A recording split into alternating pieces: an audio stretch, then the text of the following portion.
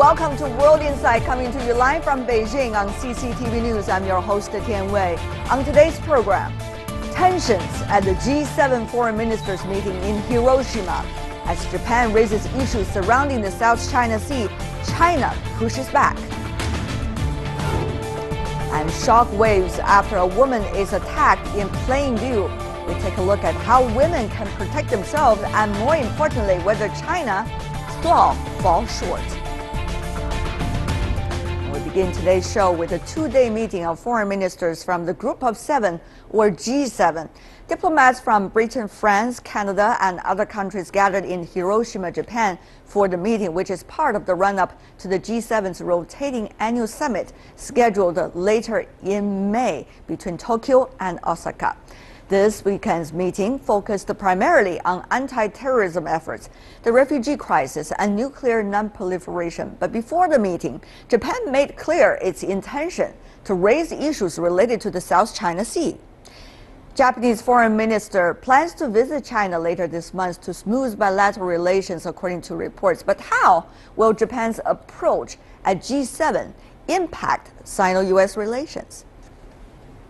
Foreign ministers of the G7 have wrapped up a two-day meeting in Japan and have issued a statement about maritime issues, saying they strongly oppose provocation in the East and South China Seas. According to media reports, Japan lobbied other members of the G7 to highlight tensions in the South China Sea during the meeting. China has bristled at Japan's previous actions, which include agreeing to sell military equipment to claimant countries and dispatching warships to observe U.S.-Philippine military exercises. Chinese Foreign Minister Wang Yi said G7 foreign ministers should not stoke regional tensions on the South China Sea issue. I hope the G7 can play an active role like the G20 and focus its agenda on economic development. But if some countries want to include historical issues or specific territorial disputes in the G7 meetings, that would bring no help in resolving the problem, but harm regional stability, which is surely not appropriate. Observers say Japan's aim to wield influence in the South China Sea disputes will likely hurt Sino-Japanese ties, which are already shaky due to the Diaoyu Islands disputes, wartime history, and Japan's recently enacted security laws that allow its troops to fight overseas. In 2015, the G7 meeting resulted in a statement that also addressed issues in the South China Sea and angered China. This year's statement is more ambiguously worded, criticizing any intimidating, coercive, or provocative unilateral actions that could alter the status quo and increase tensions. In May, the annual G7 Leaders Summit will be held. Observers expect that Japan will again raise issues related to the South China Sea. For more on the discussion on the G7 meeting and many of the important issues to be discussed there, joining us in the Beijing studio, Mr. Yang Bojiang, who is the Deputy Director at the Institute of Japan Studies of the Chinese Academy of Social Sciences. Welcome, sir. Meanwhile, joining us from Tokyo, we have Mr. Takasato Watanabe, who is a Professor Emeritus at Doshisha University and a media and information analyst. Meanwhile, joining us from London, we have Mr. Roderick Wai, who is Associate Fellow of the Asia Program at Chatham House.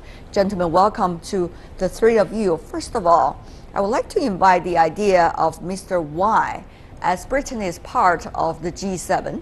How does the UK and others feel, from your perspective, about bilateral territorial disputes involving parties that are not necessarily members of G7, in this case China, for example, into the overall statement of G7? I think the issue is not so much the bilateral territorial disputes, on which, as I understand it, none of the G7 members take any particular position, but it is concerns about two things.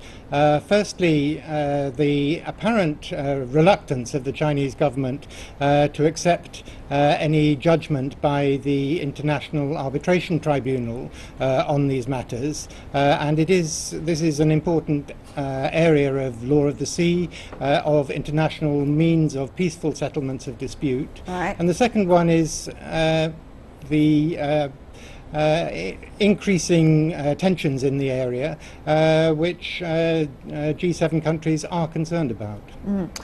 As long as G7 countries, individual countries are concerned about, should that be already eligible to brought into the overall agenda of this G7 organization? There will be a lot of issues that the G7 countries could be caring about. That's right. And should be caring about. And therefore, does it mean that all of these issues should be included? I want to invite the views from you. And secondly, referring to what Mr. Y earlier said about China's building of the islands in the South China Sea. Mr. Yang, what is your view from the Chinese perspective vis-a-vis so-called Japanese argument? Yeah, first of all, I say actually not only the South China Sea issue, but also the East China Sea issue has been included in the declaration released by the G7 Foreign Minister meeting. Actually, absolutely. Unlike South China Sea issue, East China Sea issue is an absolute bilateral dispute between China and Japan. So, is it fair to release such a declaration aiming at China? I mean, China is not a membership of a G7. No, I don't think it's fair. This is my first point. So this is not a universal issue. Referring every single member of the G7 or other countries. No, it's not. It's only a bilateral disputes between Tokyo and Beijing. And secondly, may I say, yes, I do agree with you. For the G7 foreign minister meetings, so many issues, global issues, they should be carrying out. Like, because we all know the start point of the G7 back to the 1970s. It's related to the global economic issue, economy as well as financial issue or energy issue. Totally, irrelevant to security issue or political issue. Yeah. So why they have to carry out, such a political or sensitive issues between China and Japan. So it's a very unreasonable. Let me ask you, Professor Watanabe from Japan, about your view here. First of all, it seems that G7 meeting, if coming out with a statement regarding the South China Sea and the East China Sea bilateral or multilateral disagreements, without the participation of all relevant parties provided their side of the arguments, is it fair? After all, many of those being mentioned are not necessarily members of the G7, therefore they are being deprived of the rights for any arguments vis-a-vis whatever quote-unquote decision coming from the G7 foreign ministers. That's one point. Secondly, how do you feel, even from a Japanese expert's perspective, of putting bilateral issues, for example, between China and Japan regarding the East China Sea, into a G7, which is a multilateral, fundamentally economic organization? Will that open the floodgate for all the other members of all the other international organizations, whether it's G7 or G20 or APEC or some of all the others, regional and international organizations, all deal with what some consider as controversial issues or territorial disputes? What would that mean, Professor Watanabe? Originally, the G7 was set up for the more development of economy of the world, which was led, of course, by the United States. But economy is related or connected to military things and also political things. But in Europe, militarily, United States and other leading figures of Europe, they have NATO, North Atlantic Treaty Organization. But in the Pacific area, they don't have this kind of the military ties. So United States want to utilize this G7 where we don't have China. Because NATO was organized against Russia, then Soviet Union, but there's no in Asia. So United States want to organize military organization in here, and Japan want to follow the United States in many ways.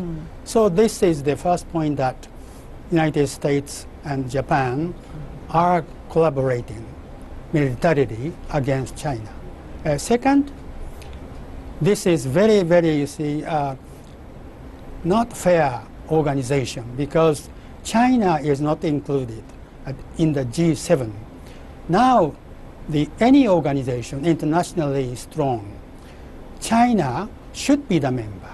China should not exclude it from any strong organization, because China is playing the big role. And the United Nations, even in the United Nations, Japan has not objected to any important diplomatic policies of the United States. So this kind of the structure shows us that how strange the activities of the United States and Japan. And the reason why the European countries follow this idea of the South China Sea area disputes, they are not interested in that. However, they have NATO organization. So if the NATO goes well, they don't mind anything about the United States and Japan want to organize in here. All right. Interesting. We've certainly got three panelists have their distinctive views about this ongoing event, which made me come back and ask you, Mr. Y, as to how would the G7 make itself relevant? Because since the financial crisis back in the year 2008, G7 certainly has lost its spotlight internationally. Will putting ever more political controversies into the agenda of G7 necessarily going to bring back these spotlights? And how is G7 going to prove itself relevant still in today's world? First of all, this is not about G7 proving itself relevant or not relevant. The G7 foreign ministers are discussing amongst themselves matters of serious international concern. And as you said in your introduction, the main emphasis has been on questions like terrorism, nuclear proliferation, and so on, all of which are of critical importance, both in a security sense and in a wider sense to the sustainable development of the world. So it is important that these issues get discussed. As far as the South and East China Seas are concerned, I mean, these are issues that have been quite well headlined recently. They have been discussed by the G7 before, and this is an important opportunity for making the views of the G7 members clear. They are not trying necessarily to resolve the dispute or hear all the different arguments. They are just making their views on this particular issues clear in public. But then, of course, where the views come from is an interesting question. Does it based on perceptions, or does it based on arguments coming from all sides? That's an interesting question. Having said that, though, let me come back to you, Mr. Yang. Let's look at it from another perspective. We talk a lot about this multilateral G7 mechanism, but let's take a look at the China-Japan relations. This is also an interesting time to examine it from your perspective, particularly you are a Japan expert from China. China-Japan relations worsened almost to the bottom back in the year 2012 when the governor of Tokyo, quote unquote, tried to purchase the Diaoyu Island from a private business person from Japan. Of course, that Diaoyu Island has been recognized by China as part of China, and therefore the overall debate began and spiraled into various crises. Then, if I can continue a little bit, in the year 2014, when China hosted, as the host of the APEC summit, Chinese President Xi Jinping, despite all of these controversies, did meet with Japanese Prime Minister. And the APEC summit did not come up like what G7 did, which is a statement about a bilateral controversy. Having said that, though, things have been somewhat on a peaceful basis, and yet, what would this mean eventually, Mr. Yang, from China's perspective, about Japan's attitude toward any potential of this bilateral relations, which is fragile, to say the least, at the moment? Actually, we see very obviously some kind of, may I say, self-contradiction within Abe's China policy. On one hand, they do need to cooperate with China, as we do, because we also need Japan's cooperation in economic cooperation field. But on the other hand, it's a very hawkish, very hardliner, especially in security or geopolitical issues like Diaoyu Island disputes, as well as the South China Sea. So may I say this is kind of a double-faced policy toward China. So all is based on such a basic policy as the approach in regard with the G7 foreign minister meeting. Professor Watanabe, you probably understand much better than all of us here about the internal politics in Japan. Of course, you got a lot of controversies already in Japan regarding its relations with the neighboring countries, China, the disputes of the Diaoyu Island with South Korea, the comfort women issue, also comfort women issue with China. Japan never necessarily officially apologized for that to the satisfactory of these two countries. But why do you think Mr. Abe, the Prime Minister, using this opportunity when Japan is the host of the G7 meeting to push all of these agendas? Does he really need this kind of quote-unquote international, at least the bilateral support from outside in order to push his domestic agenda further? What would that mean for Japan when it comes to this controversy regarding the G7, once again with neighboring countries? Professor Watanabe. Yes, as you know well, yesterday the G7 foreign ministers went to got gathered in Hiroshima and went to the Peace Memorial Park in Hiroshima, offering the flowers. It shows the strong signal to the Japanese people, saying that Japan was the victim of the World War, especially the invasion war to China, Korea, and other Asian nations. Abe government, and also together with the United States, they want to make the image of Japan, Japanese militarism, as the victim of the superpower. And also at the same time, Mr. Abe wants to have the economic development in his own idea, Abenomics, having the idea that strong ties with the United States and other European nations would make it possible. But some, you see, media and also intelligent people, they don't agree with that idea. Already Abenomics is suffering from the failures. I see. This kind of complicated component would give Mr. Abe another, you see, energy to forget everything they have done, or the Japanese people done for the Asian people and Asian nations. Distract attention, as you probably are suggesting. But before we go, Mr. Yang, I have to come back to you because we are going to see several things very important on the agenda. In May later this year, we're going to see the G7 summit with all the heads of states attending. And then we're going to see, before the end of the year, G20 summit, in which China is going to be the host at this time in Hangzhou. So how are we going to see the evolvement of these kinds of a multilateral mechanism vis-a-vis the relations of some of the key players, whether inside these organizations or only one party of them inside these organizations? What is your judgment here? Actually, First of all, let me be brief.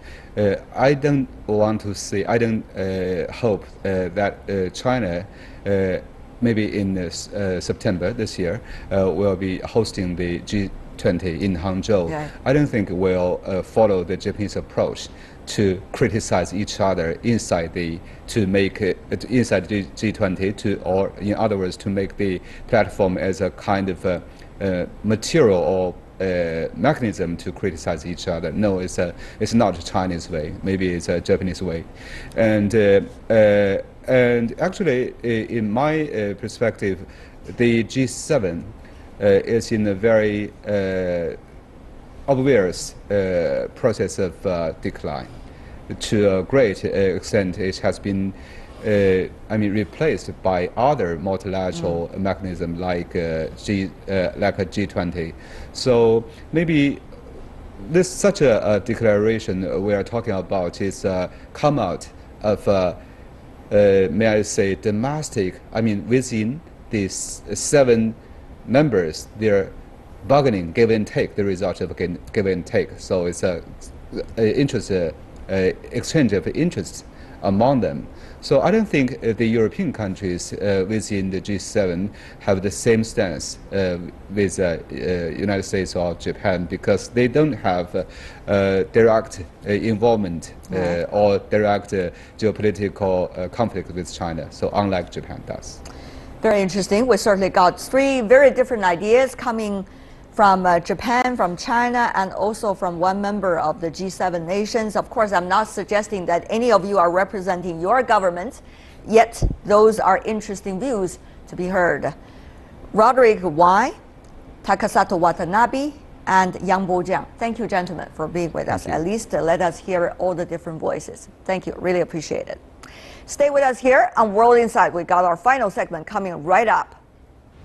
Shock waves after an attack video goes viral. We take a look at how women can protect themselves, but more importantly, whether Chinese laws might better serve them. Welcome back. You're watching World Insight on CCTV News. As a woman, being physically assaulted is a horrific possibility, but imagine experiencing such trauma in public and receiving no help from your fellow citizens. Recently, a woman was attacked in a hotel in Beijing in full view of staff. A video of the incident went viral, sparking public outrage and questions about women's safety in China.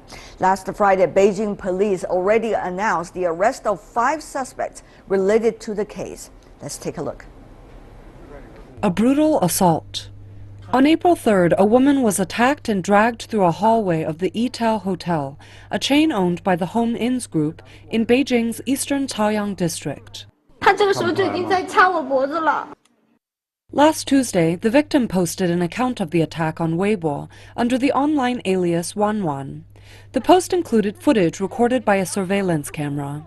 In the video, bystanders and hotel staff can be seen doing nothing as the man beat her and dragged her across the floor. Finally, a woman intervened to help the victim, and the attacker fled the hotel. The Weibo post was forwarded over 500,000 times in less than 12 hours. And within one day, it had swept to other social media outlets like WeChat. Great pressure has been placed on the hotel's security management. The hotel security should have done something when they saw the surveillance footage while it was happening. They should have stopped him.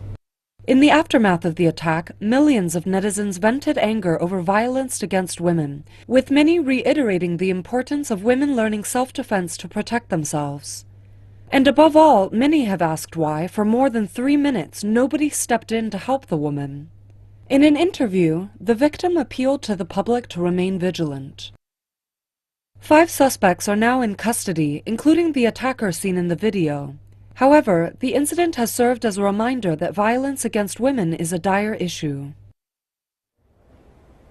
And for more on this debate, now went viral all over China and even in the rest of the world, we are joined here in the Beijing studio by two Chinese women. So first of all, we have Dr. Wang Xiying from the School of Social Development and Public Policy at Beijing Normal University. Welcome to our program. Also joining us in the Beijing studio, Ms. Luca Lu, partner at Capital Associates Law Firm, one of the very strong Chinese lawyers from the other half of the sky, shall we say. And meanwhile, joining us from Washington, D.C., we have Dr. Patricia Morris, who is the president of Women Thrive Worldwide. That, of course, is an NGO organization about women's rights. Ladies, welcome to our program. First of all, who should be responsible for this? Both the assault, which, of course, police have already arrested several suspects, but also the result that women was assaulted, while there are many others on the site watching. Ms. Lu. Yeah, well, first of all, I think the hotel does have certain obligation of duty of care, and they also should provide the security there. Of course, there are also people watching there, but to what extent they should be responsible? We don't really have a compulsory law that they should take action. Dr. Wang, what's your view? I think as there are so many bystanders, we should, encourage all the bystanders to be active. Bystanders, they can take action. I think at that time, a lot of people were there, but they think it was a quarrel between couples. It's none of their business. I think that kind of atmosphere should be changed. You know, Dr. Morris, you are coming from the United States, therefore you might not necessarily catching every detail of the incident, but there are so many different arguments from various directions. Ms. Morris, Dr. Morris, you know, there's discussions about whether women should, quote unquote, protect themselves in public places to the extent that they can. Secondly, of course, whether the hotel should be providing the right service of security and safety for women and men alike, and should women asking for extra, quote unquote, safety protection. And third, of course, whether the laws are relevant and sufficient in protecting women's safety. And thirdly, whether the bystander, as Ms. Wang here in Beijing mentioned, should be coming up and try to help the women in which in the incident in which she was being attacked. So all of these arguments all at the same time, sometimes, Dr. Morris, when you have so many arguments in so many directions, we sometimes become blurred about what is the most important part of it. From your judgment, what is the most important part that we should really follow and really look into details? Thank you so much for inviting me to be in this discussion, because it's a really important discussion. This was a horrific incident. What I want to have us realize is that it's not an isolated incident. Around the world, 1 in 3 women in their lifetimes will either be raped, beaten, or abused in their lifetimes. So, you know, this is an important issue that requires significant, a significant and a robust response. And there are 3 elements of response that we need to look at. We need to look at the kinds of things that we need to do in terms of prevention.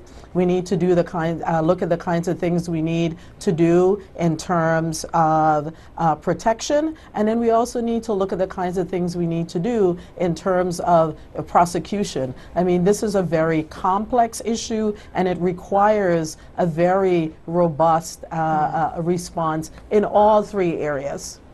Of course, we are already talking about the prosecution because the police got involved, but as to what extent that would eventually come out, it is still a legal process. We have to wait for the result. But what about the first and the second part, which Dr. Morris mentioned, which is prevention and protection? Ms. Lu, you're a lawyer here in China. And of course, you also served your European counterparts as well. So know pretty much both worlds. Help us to understand, are there relevant parts within China's law protecting women under certain circumstances and also prevent such cases from happening? Well, we have general, like criminal law, we have some general rules and regulations. We also have some general policies about protecting women and the children's rights. But in terms of our case really related to this kind of case, I'm afraid the special protection for women is really weak, right? What do you mean by special protection? Like and you should mentioned, women ask for quote-unquote special protection? Well, I think, of course, if we look at men and women's rights, they should have the same right. But it's true that women are very easy to be target of being attacked. For example, going to the hotel, going for the taxi, walking the street in the late evening. So I think there really should be some special protection for that.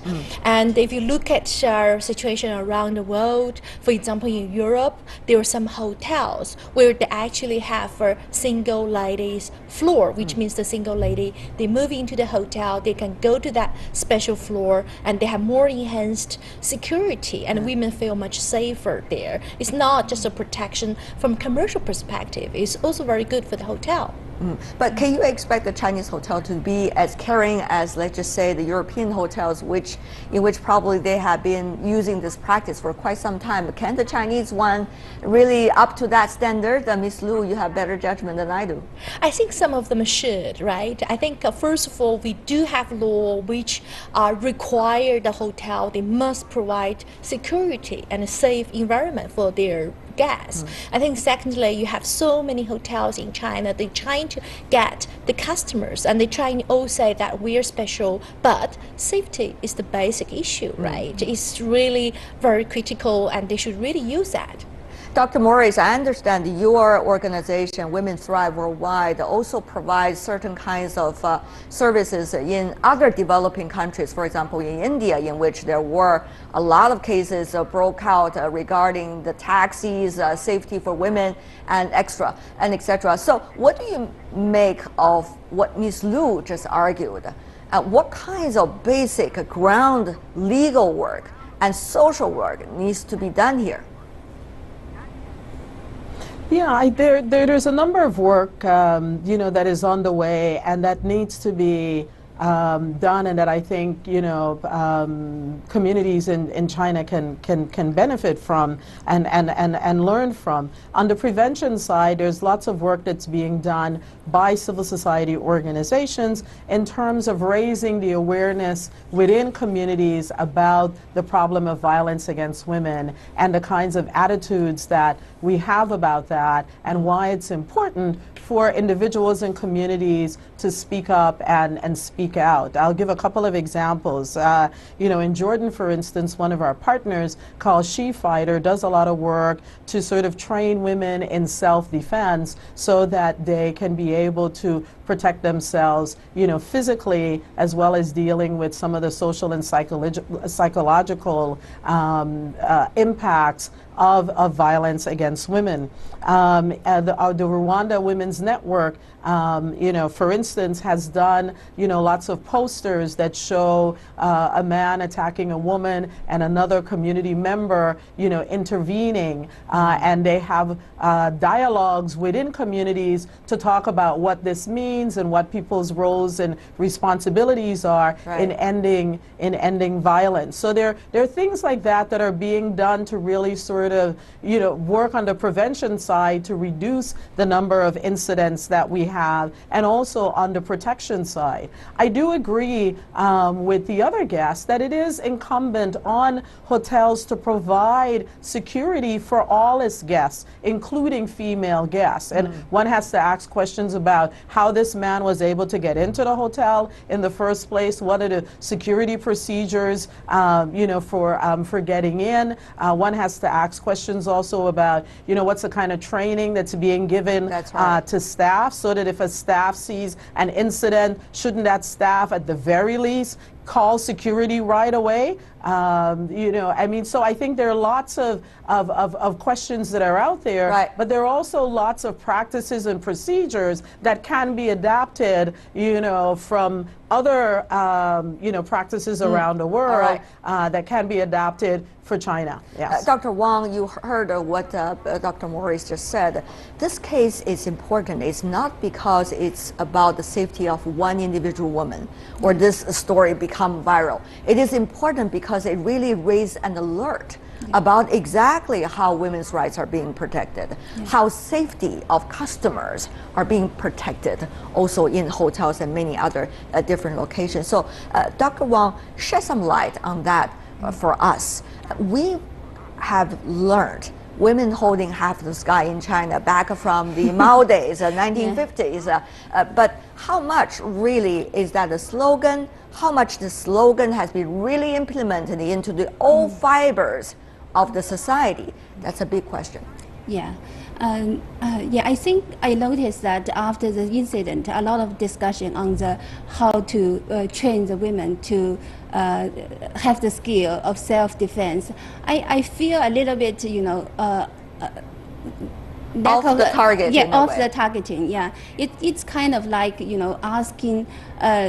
asking the women take all the responsibility of their own safety. I think that's not fair. Instead of ask that question, we should ask why those men would think they have the privilege to do such thing. How in the society we should take some actions to prevent this kind of things. And one of the interesting thing about this, Dr. Wang, is that you heard this huge outcry from the social media this time. Once the women who were assaulted, apparently, broke the story on social media, enormous attention on this case. A lot of women spoke out, and also men as well, our partners spoke out. But should this be the way? That one is assaulted, one has to go to social media to call for help, and eventually everybody pay attention to this specific case, and therefore this specific case can be handled and being put into a legal process. Should that be so-called a case model for every such incident, or actually there should be the right ways to handle it from the very beginning? Yes, I think a good way after this incident, the social media make a sensational, response from the general public. On the good side, we can say, now the general public really pay attention to women's safety and the issues of violence against women. But at the other side, I feel very sad about this story. The women in the powerless position, they have to use the social media as the last weapon to fight for the justice. I think, from the footage we can saw that the women has already called the police on the site. Why the police only take action later instead of take action right away? That's the question mark we should be raised. All right, of course that is regarding the police actions, but those are all part of the story, isn't it? At this moment, of course, we do not know the complete story because it's still in the legal process. All the details are not being revealed to the public. We only saw what we saw in the video in which the women apparently said that she was assaulted. But let's go to Ms. Lu.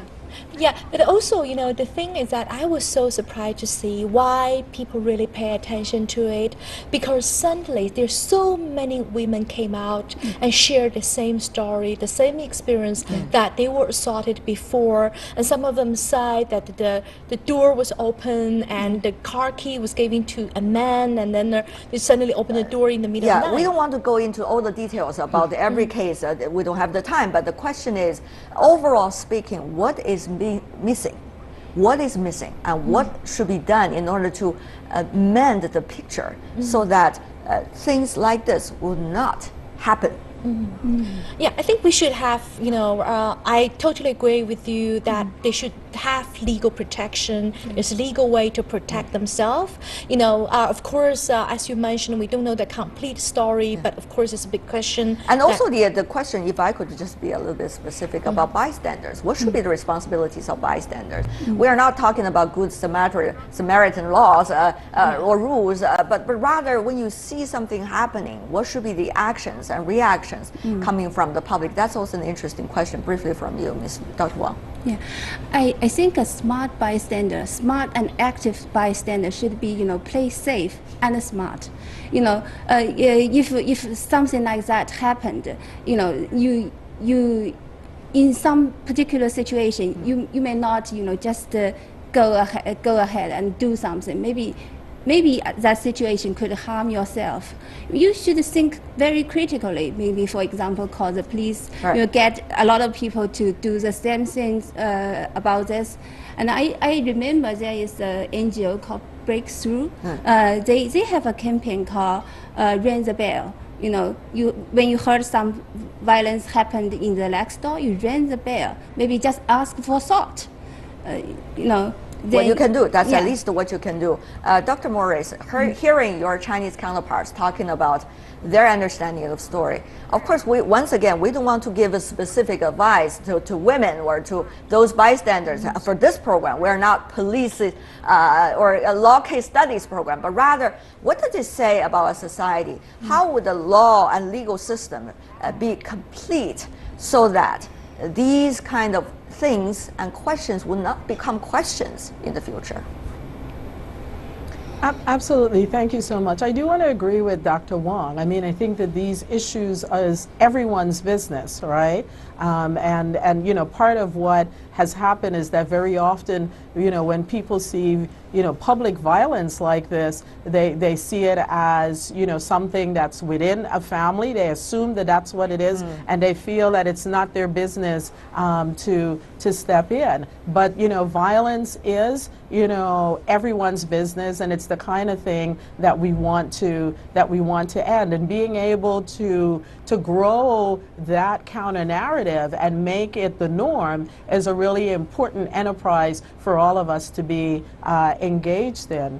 In terms of, you know, how we then sort of deal with these issues, you know, with survivors, I think it's really important for us to look at, you know, and make sure that the security system and the legal system is survivor focused, that it really addresses and doesn't re-victimize them as they go through the process, you know, whether it's the legal system and those kinds of things. All right, Patricia Morris, coming from the United States, Wang Xiying and Luca Lu here in China. Really appreciate it, ladies, for being with us.